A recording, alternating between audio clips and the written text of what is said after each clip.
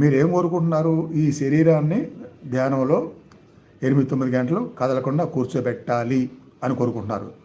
అంటే అక్కడ మీ కోరిక ఏమి ముడిపడింది? శరీరం ముడిపడింది.